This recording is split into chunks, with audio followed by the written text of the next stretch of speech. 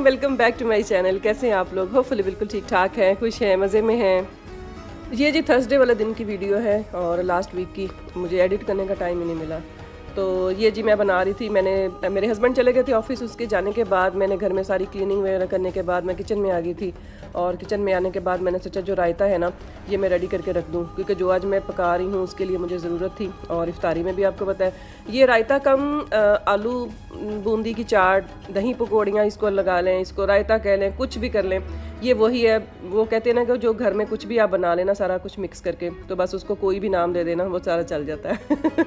इसको आप कुछ भी नाम दे दें। इसके अंदर मैंने खीरे भी डाल दिए थे, पुदीने की चटनी भी डाल दी थी, और जो पकौड़ियाँ हैं ना जो घर में फ्राई की थी मैंने, वो भी इसमें डाल दी थी। आलू बॉयल करके डाल दिए हैं, टमाटर, प्याज और चाट मसाला। तो ये इस तरह से ना, और दही जो है ना, अब इसकी क्वांटिटी जो है ना थोड़ी सी मुझे कम लग रही थी, तो इसके अंदर मैं थोड़े से दही और डाल दूँगी, क्योंकि दही जो होता है ना वो मेन इसके अंदर चीज़ है। अगर इसका दही अच्छा नहीं है ना, दही एकदम गाढ़ा गाढ़ा और एकदम मज़ेदार नहीं है ना, तब तक ये आलू बूंदियों की चाट या पकौड़ियाँ जो भी आप इसे कहते हैं, उसकी चाट कभी भी अच्छी नहीं लगती। मेरे हस्बैंड ना लेट ऑफिस जाते हैं, तकरीबन 9:30-10 बजे जाते हैं। उनके जाने के बाद फिर बाकी मैं सारी क्लीनिंग वगैरह करती हूँ, डस्टिंग करती हूँ। उसके बाद फिर किचन में अगर मुझे कुछ भी मैरिनेट करना या कुछ भी एक्स्ट्रा काम है ना पहले से करने वाला, वो मैं करके पहले रख देती हूँ। उसके बाद फिर मैं शावर लेती हूँ, अपनी बेटी को शावर देती हूँ, उसके बाद नमाज़ें वगैरह पढ़ती हूँ। तो ये तकरीबन दोपहर को 12 बजे का टाइम होगा। तो मैंने सोचा चलो ये दही भल्ले जो है ना, या रायता कह लें इसको, या कुछ भी कह लें, ये बना के रेडी कर देती हूँ। और उसके बाद फिर मैंने सहरी के लिए भी ऑब्वियसली कुछ ना कुछ पकाना है। तो सहरी के लिए जो खाना होता है वो सालन होता है, और उसके साथ पराठे हम लोग खाते हैं। तो सालन मैं बना रही हूँ, आलू अंडे का सालन। तो ये भी शौक से खाते हैं हम लोग, क्योंकि पराठे के साथ ना ये खाया जाता है सहरी में।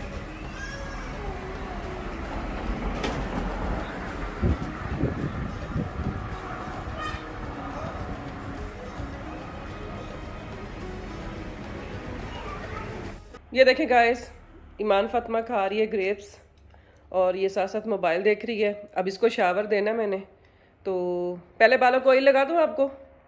ऑयल लगा दूँ बालों को? ठीक है, उसके बाद फिर हम शावर लेंगे। ठीक है? ओके गाइस को हेलो बोलो।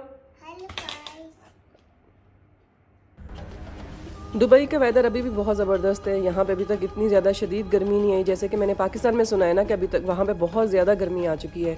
यहाँ पे बेहतर है। और मैंने आपको दिखाया बाहर इतने ज़बरदस्त बादल आए हुए हैं और हवा भी तेज़ चल रही थी, उसके साथ साथ ना मिट्टी भी उड़ रही थी। लेकिन यह है कि वो सैंड स्टॉर्म तो नहीं उसे कह सकते, लेकिन बहुत ज़बरदस्त वेदर था, और एकदम जो गर्मी का ज़ोर होता है ना वो टूट गया था। और अब मैं किचन में दोबारा आ गई थी, क्योंकि आलू डालने के बाद ना मैं ना प्याज फ्राई करती हूँ ना, हल्का सा उसको सौटे करके उसके अंदर ना आलू काट के डाल देती हूँ। वो आलू उसके साथ ना फ्राई हो जाते हैं। उसके बाद फिर उसके अंदर मैं जो स्पाइसेस हैं, टमाटर, हरी मिर्चें और जो नमक मिर्चें वगैरह डाल देती हूँ। वो डालने के बाद ना फिर उसको फिर दम पे थोड़ी देर के लिए लगा देती हूँ। उसके बाद फिर मैं उसके अंदर एंड पे जाके ना अंडे फेंट के ना वो डाल देती हूँ। जब तक मेरे आलू जो थे ना वो मसाला डाल के मैंने रखे हुए थे, दम पे थे ना, तब तक मैंने सोचा जो आटा है वो गूंद के रख लूँ सहरी के लिए। ये मैं ना सहरी के लिए तैयारी कर रही हूँ। सहरी के लिए तैयारी करने के बाद फिर उसके बाद में शाम को जाके मैं इफ्तारी की जो तैयारी करूँगी ना, वो आपके साथ बाद में शेयर करूँगी। और ना आलू अंडों के अंदर अंडे डालने के बाद ना इसको ज़्यादा हिलाना नहीं चाहिए, क्योंकि ये फिर ना वो जो फ्लफ़ी सा होता है ना, बड़े स्क्रैम्बल्ड जो बनता है वो इसी तरह बनता है। अगर आप इसको ज़्यादा हिलाएं ना, इसको ऐसे दम पे लगा दें, उसके बाद जब इसका ढक्कन खोलेंगे ना, तो ये एकदम से बड़े वो स्क्रैम्बल्ड से एग बन जाएंगे, और बड़े जूसी से और बड़े फ्लफ़ी से। मैं आपका एंड पे दिखाती हूँ। अभी आटा जो है वो एक साइड पर मेरा गुन चुका है, और जो आलू अंडे ऑलमोस्ट मेरे रेडी हैं, बस दम पे हैं। अब उसका दम खोलना है और उसके बाद वो भी रेडी हैं। ये मेरे 3 काम हो चुके हैं। मेरा रायता, बूंदी की चाट बन चुकी है, आटा गूंद चुका है। उसके बाद मैं किचन जो है उसको भी साथ साथ क्लीन कर रही हूँ। इसको रेडी करने के बाद ये देखें जी, इसका दम खोला है मैंने, और ये देखें अंडे कितने ज़बरदस्त, बड़े जूसी से, बड़े फ्लफ़ी से, और बड़े इसके अंदर ना मोटे मोटे से स्क्रैम्बल बन जाते हैं। और अभी मैंने उसके बाद जब मैंने अंडे डाले थे ना, उसके बाद मैंने अभी खोला है, और ये देखें कितने ज़बरदस्त लग रहे हैं। रमज़ान में आपको बताया था ना मैंने कि मैं पाकिस्तानी ड्रेसेस जो है ना, देसी ड्रेसेस जो हमारे शलवार कमीज़ है, तो वो मैं ज़रूर पहनूंगी। तो आज मैं पहन रही थी ये वाला ड्रेस। ये मैंने ना सिंध से लिया था, कराची से ना। कोई ऑनलाइन फेसबुक पे एक पेज था, वहाँ पे बड़े ज़बरदस्त उनकी क्वालिटी है, तो वहाँ पे मैंने ये बाय किया था। और ये एप्ली का काम है, उसके ऊपर सिंधी कढ़ाई है, और इस तरह का ना ये हाथों के साथ सुई के साथ किया हुआ एप्ली का काम है। बहुत ही ज़बरदस्त ये सूट था, और ये मैंने ऑनलाइन बाय किया था। ये 2 पीस था, तो इसके साथ दुपट्टा मैं देख रही थी कौन सा लूँ। तो बहुत ही सिंपल, और ये कुर्ता टाइप था, यानी कि जो कपड़ा था ना, कपड़ा इनका जितना था ना, मैंने उस टेलर से कहा था कि मुझे ना उसी हिसाब से सिंपल सा सूट सीधा, इसके ऊपर कोई लेस कुछ भी नहीं मैंने लगवाया, क्योंकि ऑलरेडी इतना हैवी काम है तो इसके ऊपर कुछ लगवाने का फ़ायदा ही नहीं था। बस हल्की हल्की सी जो वाइट पाइपिंग होती है ना, बस वो मैंने करवा ली थी, और इसके साथ जो खुले पांचे वाला, जो इसको फ्लैपर कहते हैं, इसको बेल बॉटम जो भी कहते हैं, वो सिलवा लिया था। और ये नेट का दुपट्टा था, एक दूसरा भी नेट का दुपट्टा था बीट्स वाला, वो इसके साथ ज़्यादा सूट कर रहा था, लेकिन वो ना ये थोड़ा सा वो हैवी हो जाता है जब आप काम कर रहे होते हैं ना किचन में, तो ये टिकता नहीं है। तो मैंने सोचा जो दूसरा वाला नेट का लाइट दुपट्टा है ना, वो ले लूँगी इसके साथ। वो उसके साथ मैच नहीं कर रहा था, लेकिन फिर भी चले, मेरे लिए काम करना ईजी था, और इसको पहन के ना मैं ईजी फील कर रही थी। और शावर लेने से पहले ना तो मैं सोच रही थी जो आलू अंडे का सालन बनाया है ना, ये तकरीबन ठंडा हो चुका था। इसको अब मैं कंटेनर में डाल के ना इसको फ्रिज में रख दूंगी, और जो पतीली है ना वो मैं धो के रख लूँगी, क्योंकि मुझे पतीली चाहिए थी। ये साइज़ जो पतीली है ना मेरे पास एक ही है, तो बाकी जो बड़ी बड़ी पतीलियाँ हैं या इससे छोटी हैं तो वो मेरे काम की नहीं थी, तो ये मुझे चाहिए था। इसके अंदर मैंने कुछ बनाना था, जिसकी वजह से ना इसको मैंने खाली किया है। और जो आलू अंडे का सालन है ना, इसको कंटेनर में डाल के मैं फ्रिज में रख दूँगी, और पतीली धो के फिर बाद में यूज़ करूँगी। और इस तरीके से ना मैं मैनेज करती हूँ फ्रिज को, अपनी चीज़ों को। और उसके बाद फिर मैंने ईमान फातिमा को शावर दिया था और इसको कंघी करी थी। इसके बाल ना माशाल्लाह से वेवी हैं और बहुत करली बाल हैं, लेकिन देखें जब इसकी कंघी करती हूँ ना तो देखिए कितने लंबे इसके बाल हैं माशाल्लाह से। हालांकि मैंने इसकी कटिंग करवाई थी लास्ट डेज़ में ना, मेरे हस्बैंड ने इसकी कटिंग करवाई थी, और देखें उसके बावजूद माशाल्लाह माशाल्लाह इसके बाल बहुत जल्दी लंबे हो जाते हैं। इसको कंघी करने के बाद फिर मैंने खुद शावर लिया था। खुद शावर लेने के बाद ना उसके बाद फिर मैंने वज़ू किया, और फिर उसके बाद मैंने नमाज़ पढ़ी। नमाज़ पढ़ने के बाद मैं सिपारा पढ़ रही थी, और उसके बाद फिर मैं दोबारा से किचन में चली गई थी। रमज़ान में ना काम मैनेज करना पड़ता है, यानी कि सहरी का आपको अलहदा से काम करना पड़ता है, इफ्तारी का अलहदा से, अगर बच्चे हैं तो बच्चों का अलहदा से, बाकी घर के काम जो है वो भी करने पड़ते हैं। तो इतना काम का बर्डन होता है ना कि बस सारा दिन बर्तन धो के, सारा दिन काम काम काम, बस वही करना पड़ता है, और बिल्कुल भी टाइम नहीं मिलता कुछ भी एक्स्ट्रा करने के लिए। और बस वही रोज़ की जो रूटीन है ना वही होती है बस। तो बस ये कुरान वगैरह पढ़ने के बाद ना थोड़ा सा रेस्ट किया था, उसके बाद फिर मैं किचन में चली गई थी।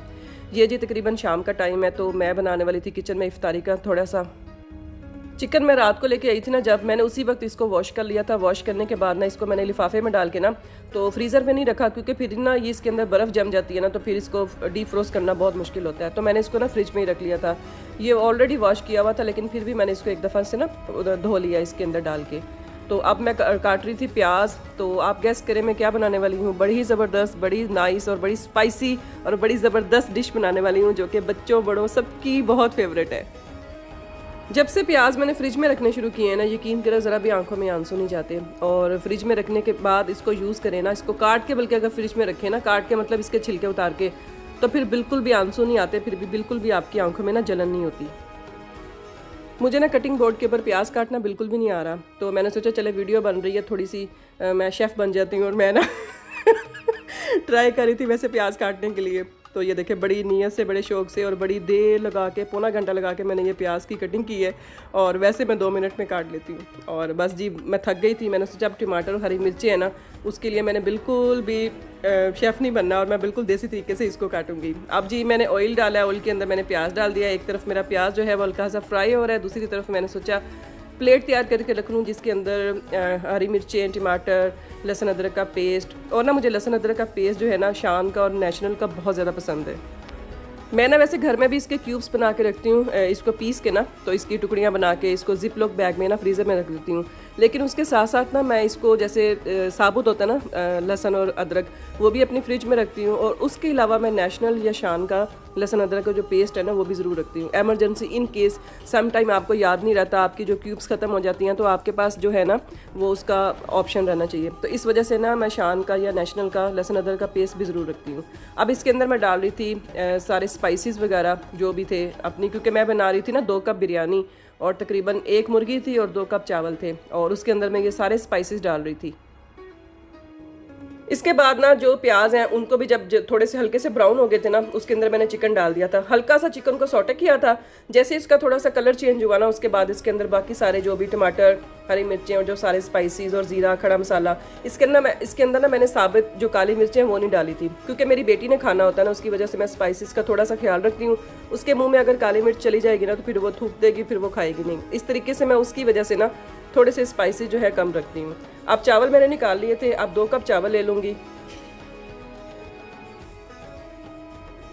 ये कप मैंने ना मैक्स से लिए थे, इतने बड़े बड़े साइज़ में आ गए ना ये कप, ऐसा लगता है कप नहीं जग गए। तो मैंने बिल्कुल भी भर भर के नहीं लिए, लेकिन थोड़े थोड़े से कम लिए थे।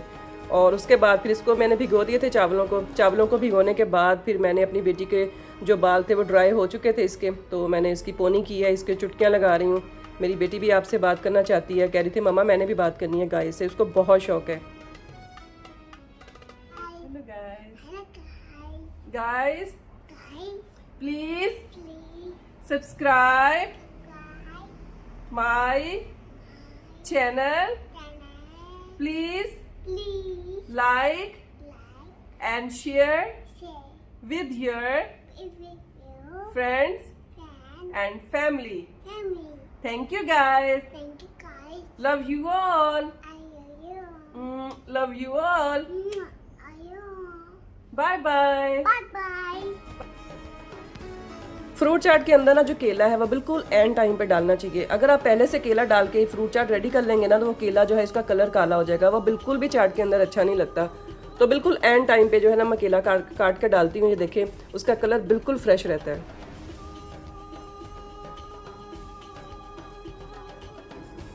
अब जी चावल जो है मेरे तकरीबन 70% जो थे मैंने बॉईल किए हैं, 30% रहते थे। तो इसको मैंने अब तय लगा रही हूँ। एक चिकन की तय होगी, उसके ऊपर एक चावलों की तय होगी, और उसके बाद फिर चिकन की, फिर चावलों की। उसके बाद इसके ऊपर जो है धनिया पुदीना काट के वो डाल दूँगी, और लेमन के जो स्लाइसिस हैं काट के वो डाल दूँगी। उसके ऊपर थोड़ा सा जो जर्दा रंग होता है, जो येलो कलर, वो डाल दूंगी। अगर आपके पास ज़ाफ़रान है तो आप उसको पानी में घोल के ना मिक्स करके वो डाल दें। मेरा ज़ाफ़रान आजकल ख़त्म हुआ है, इसके ऊपर कलर जो है फूड कलर वही डाल दूंगी। उसके बाद फूड कलर के ऊपर ना मैं थोड़ा सा दूध डाल दूंगी। तो दूध लाजमी डालना चाहिए जब आप तय वाली बिरयानी बनाते हैं ना, क्योंकि जब नीचे से जो है ना आपके जो चावल हैं वो बिल्कुल एकदम सही रहते हैं, बिल्कुल भी उसका कलर भी चेंज नहीं होता, और दूध डालने के बाद ना इसके अंदर से स्मेल भी नहीं आती और चावल नीचे भी नहीं लगते। बस जी इसको अब मैंने तकरीबन 20 से 25 मिनट इसको दम पे रख दूंगी, और उसके बाद इफ्तारी का टाइम हो जाएगा और मेरे चावल जो है तब तक बन के रेडी हो जाएंगे। ये देखें जी 20 से 25 मिनट हो चुके हैं, मैंने इसका दम खोला है। इफ्तारी का टाइम है तो इफ्तारी के टाइम में यही हम लोग खा लेंगे। यकीन करें इसकी इतनी ज़बरदस्त खुशबू आ रही थी, इतनी ज़बरदस्त कि आप ना पूछें, और इतना ज़बरदस्त इसका टेस्ट था ना कि हम लोगों ने ना दही भल्ले खाए, ना फ्रूट चाट खाई, हम लोगों ने कुछ भी नहीं खाया, सिर्फ हम लोगों ने बिरयानी ही खाई, और इसी से हम लोगों ने अपनी इफ्तारी की। और इतना मज़ा आया ना, और हाथों के साथ खाने का तो आपको पता मज़ा ही डबल है। और ख़ास तौर पे इस तरह से ना एक ही प्लेट में, एक ही थाली में, या एक ही जो परात होती है ना हम लोगों के घर में अक्सर होती है जो आटा गूंदने के लिए, उसी परात में डाल के खाए ना तो मज़ा ही आ जाता है, और हाथों के साथ खाने का तो अपना ही मज़ा है।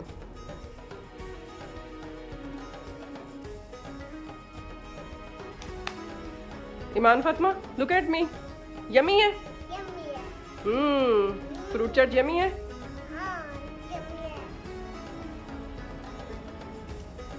You like it?